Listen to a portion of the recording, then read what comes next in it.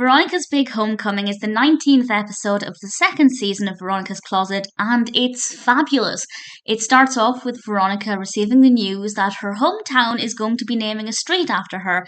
It's a little bit random, but it works really well, and the rest of the episode is about her trip back to Kansas, and she's not alone. She goes with Perry and Josh and Leo and Olive, and I think that was a really good decision because if basically none of the cast were in it, it might not have been able to sustain itself. I think we needed them there for a lot of the comedy. We have a lot of remarks when Veronica's not in earshot that I rather enjoyed.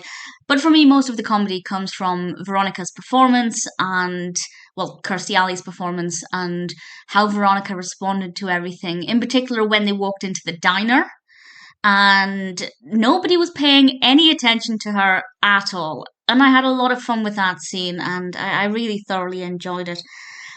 And then, well, I guess everything else will be a bit of a spoiler as I explain what happens in the last part of the episode. So I guess spoilers from now. I absolutely loved the scene when we have the unveiling of the street name. I actually didn't expect that. I don't know why I didn't expect that because it seems kind of like an obvious thing to include, but I wasn't expecting to actually see the street sign, so I rather like that. I also hadn't expected them to call it Veronica Chase Boulevard. I don't know why, but I was expecting it to be called maybe Chase Boulevard or Street or Veronica Street, but to use her full name, it's definitely a... Well, I find it just such a baffling choice to name a street after her, but I loved it. And the speech that was given about her I rather enjoyed.